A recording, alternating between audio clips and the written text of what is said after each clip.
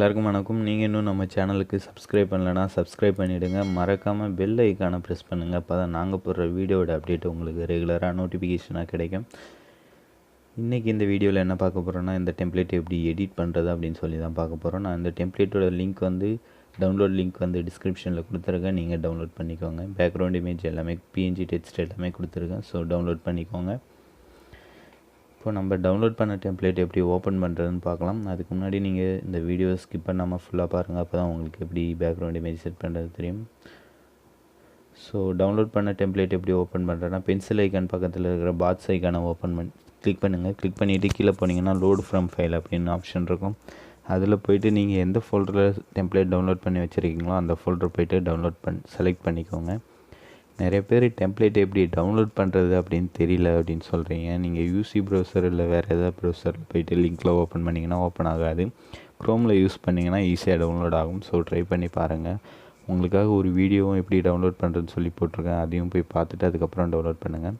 இப்போது நம்ம template open பண்ணியாச்சு. ஓப்பன் பண்ண டெம்ப்ளேட் பார்த்திங்கன்னா இப்படி தான் இருக்கும். ஸோ அதில் தான் நம்ம பேக்ரவுண்ட் இமேஜ் வைக்க போகிறோம். பென்சில் ஐக்கானை கிளிக் பண்ணுங்கள். கிளிக் பண்ணிட்டு ஃபஸ்ட் இமேஜ் பார்த்தீங்கன்னா பேக்ரவுண்ட் இமேஜ். உங்களுக்கு நான் இந்த இமேஜ் டிஸ்கிரிப்ஷனில் கொடுத்துருக்கேன். வேணுன்றவங்க டவுன்லோட் பண்ணிக்கோங்க. Joker image. ஓகே, நான் செலக்ட் பண்ணிக்கிறேன் பேக்ரவுண்ட் இமேஜ். ஓகே, நான் செலக்ட் பண்ணிட்டேன். செலக்ட் பண்ணதுக்கப்புறம் இப்படி தான் இருக்கும் டெம்ப்ளேட். அடுத்து என்ன பண்ண போகிறோன்னா, PNG டெக்ஸ்ட் ஆட் பண்ண போகிறோம்.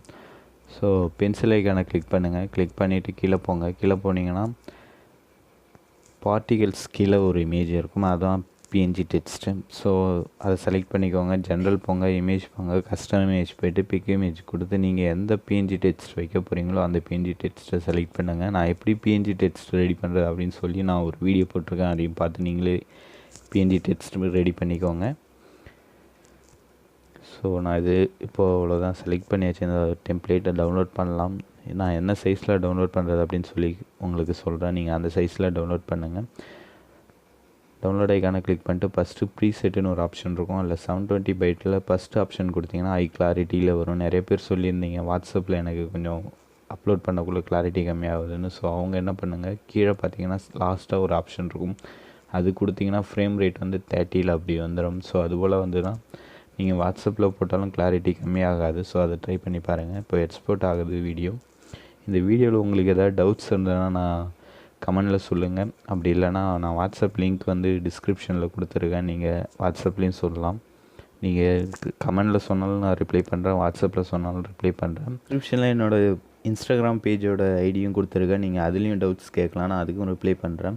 இந்த வீடியோ உங்களுக்கு பிடிச்சிருந்ததுன்னா லைக் பண்ணுங்கள், கமெண்ட் பண்ணுங்கள். மறக்காமல் நம்ம சேனலுக்கு சப்ஸ்கிரைப் பண்ணுங்கள். அப்படியே மறக்காமல் பெல் ஐக்கானும் ப்ரெஸ் பண்ணுங்கள்.